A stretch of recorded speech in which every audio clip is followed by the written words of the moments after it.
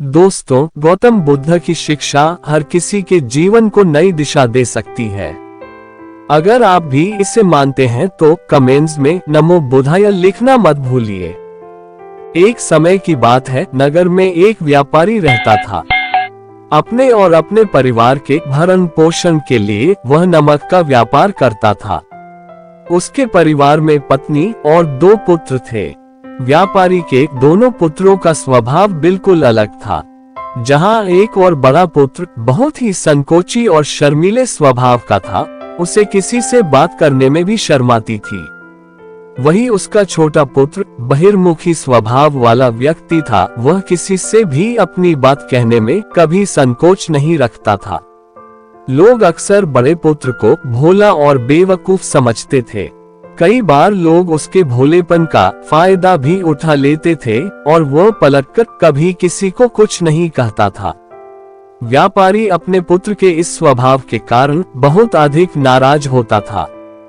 बातचीत ना कर पाने और शर्मीले स्वभाव के कारण व्यापारी ने कई बार अपने पुत्र की पिटाई भी कर दी थी।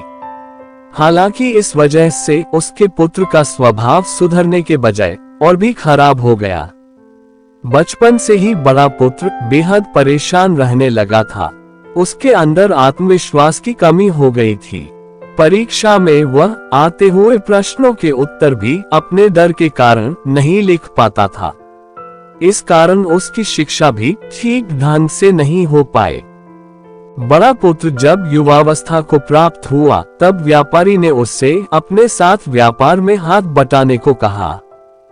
अपने पिता से डर के कारण वह व्यापार करने को तैयार हो गया, किंतु वह कई बार ऐसी गलतियां कर देता था जिससे व्यापारी बहुत अधिक नाराज हो जाता था। एक दिन व्यापारी किसी दूसरे काम के कारण शहर गया हुआ था। उस समय उसकी दुकान पर बड़ा पुत्र बैठा हुआ था।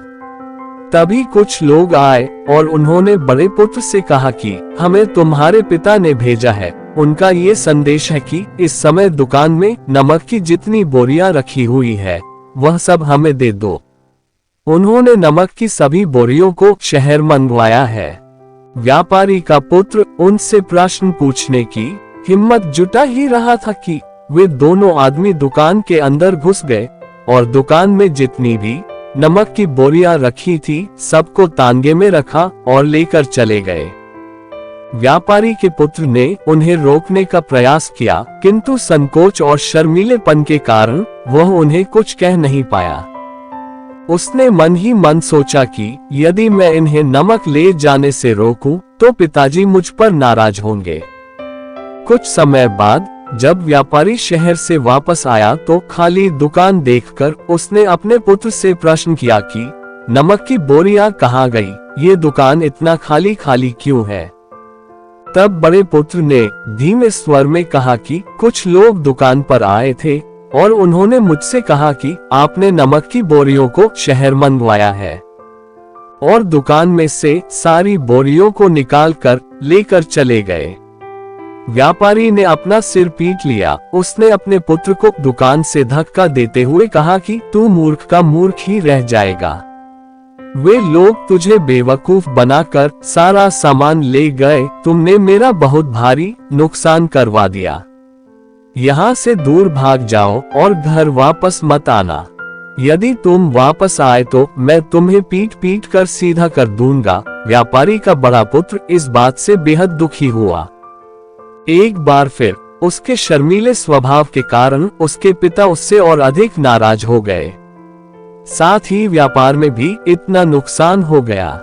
उस समय नगर के सभी लोग व्यापारी के पुत्र पर हंस रहे थे और उसका मजाक बना रहे थे।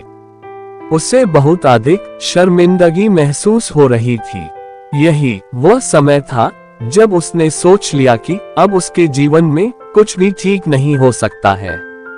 वह सदैव मूर्ख का मूर्ख ही रह जाएगा और इस समाज में रहे लोगों के साथ कदम से कदम मिलाकर कभी नहीं चल पाएगा। व्यापारी का पुत्र नगर से बाहर आ गया और एक नदी के किनारे बैठकर खूब रोया। गहरे पानी को देखकर उसके मन में विचार आया कि अब उसके जीवित रहने का कोई फायदा नहीं है। उसने सोच लिया कि आज वह इस नदी में डूबकर अपने आप को समाप्त कर लेगा। असफल जीवन जीने से अच्छा है कि वह स्वयं को समाप्त कर ले। उसने जैसे ही नदी में छलांग लगाई, एक बौद्ध भिक्षु ने उसे बचा लिया और नदी से बाहर निकाल कर ले आए। व्यापारी का पुत्र बौद्ध भिक्षु पर नाराज होने लगा और कहने लगा कि तुमने मुझे क्यों बचाया, मैं इस असफल जीवन को जीना नहीं चाहता। बौद्ध भिक्षु ने उससे समझाया कि जीवन एक ही बार मिला है और यदि तुम जीवित ही नहीं रहोगे तो असफलता को खत्म करके सफल कैसे बनोगे।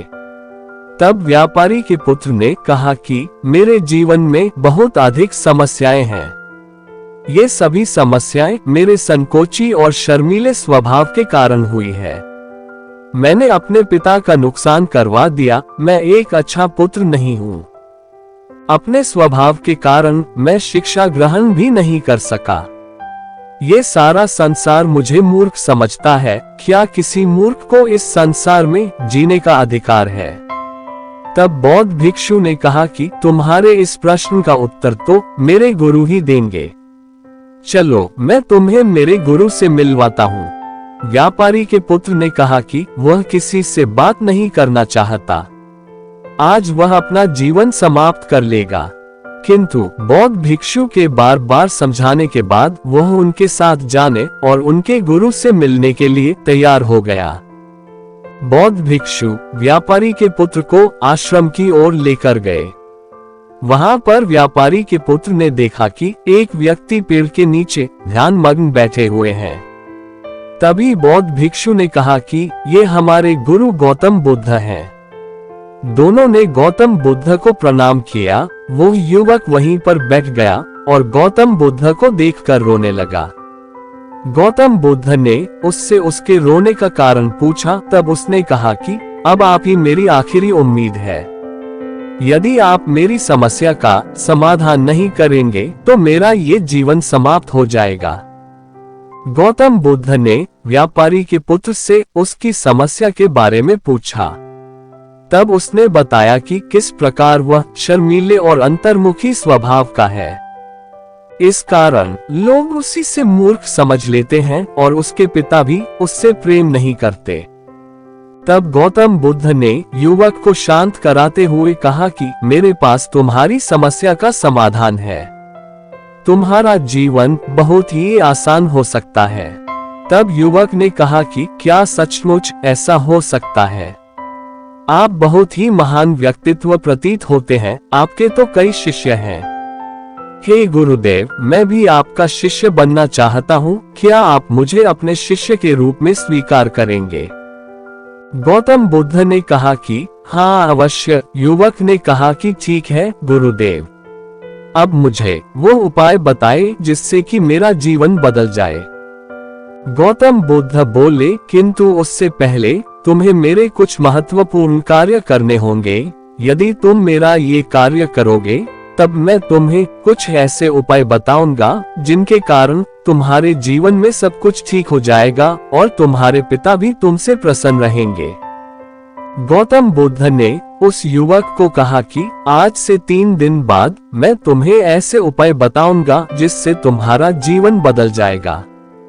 किंतु 3 दिनों तक तुम्हें मेरे सभी कार्य करने होंगे। मैं जैसा जैसा कहूंगा, यदि तुम वह कार्य को करने में सफल रहे तो तीसरे दिन के बाद तुम्हारा जीवन बदल जाएगा। तुम्हारा पहला दिन कल से शुरू होगा। अभी जाओ और आश्रम में ही आराम करो। अगले दिन व्यापारी का पुत्र गौतम बुद्ध के पास पहुंचा और कहा कि हे गुरुदेव, मुझे पहले दिन का कार्य बताए। तब गौतम बुद्ध ने कहा कि आज तुम्हें 10 अजनबी व्यक्तियों से बातचीत करनी है और उनका हाल जानना है। इसका लेखा जोखा शाम तक लेकर आना। व्यापारी के पुत्र को बड़ा ही संकोच महसूस हुआ, किंतु उसने गौतम बुद्ध को हाँ कह दिया। वह निकल पड़ा 10 अजनबी लोगों से बातचीत करने। शुरू में उससे बहुत अधिक संकोच हुआ। कई लोग तो डांट कर भगा देते थे। उसके सामने अपना जीवन बदलने का यही एक उपाय था। आखिरकार कोशिश करते हुए उसने 10 अजनबी लोगों के नाम और उनके व्यापार का लेखा जोखा प्राप्त कर लिया। शाम को जब वह गौतम बुद्ध के पास पहुंचा तो प्रसन्नता के साथ उसने गौतम बुद्ध को बताया कि आज का कार्य उसने सही ढंग से पूरा कर लिया है। कुछ लोग तो उसके मित्र भी बन गए हैं। दूसरे दिन फिर वह युवक गौतम बुद्ध के पास पहुंचा। तब गौतम बुद्ध ने कहा कि आज का कार्य है, तुम आश्रम में रह रहे 10 शिष्यों को संबोधित करते हुए उन्हें जल के उपयोग के विषय में पढ़ाओ। गौतम बुद्ध की बात सुनकर व्यापारी का पुत्र हक्का बक्का रह गया। उसने कहा कि आप मुझसे किस प्रकार का कार्य करवा रहे हैं? मैं अपनी शिक्षा ठीक से पूरी नहीं कर पाया हूँ, मैं ये कार्य नहीं कर पाऊंगा। तब गौतम बुद्ध ने कहा कि ठीक है, तब मैं तुम्हें उपाय भी नहीं बताऊंगा। व्यापारी के पुत्र ने प्रार्थना करते हुए कहा कि आप जानते हैं मेरी शिक्षा अधूरी है, फिर मैं किस प्रकार बालकों को शिक्षा दे सकता हूँ? गौतम बुद्ध ने मुस्कुराते हुए कहा कि यह सिर्फ मैं जानता हूँ कि तुम्हारी शिक्षा अधूरी है, वे बालक नहीं जानते। तुम रोज अपने जीवन में जल का उपयोग करते हो, यही सब बातें जाकर उन बालकों को बतानी है। आखिरकार व्यापारी के पुत्र के पास कोई रास्ता नहीं बचा। हिम्मत जुटाकर वो उन बालकों के पास पहुंच गया। शुरू में तो उसके हाथ पैर कांप पर रहे थे, किंतु आखिरकार उसने जल की विशेषताओं के बारे में बताना प्रारंभ कर दिया। उसने बालकों को जल की 5 विशेषताएं बताई और जल्दी से वहां से भाग आया।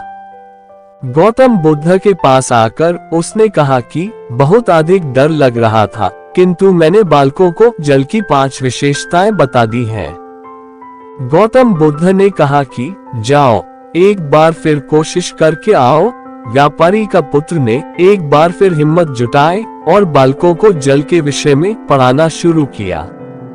इस बार व्यापारी के पुत्र को बिल्कुल डर नहीं लग रहा था, पूरे आत्मविश्वास के साथ बालकों को शिक्षा दी।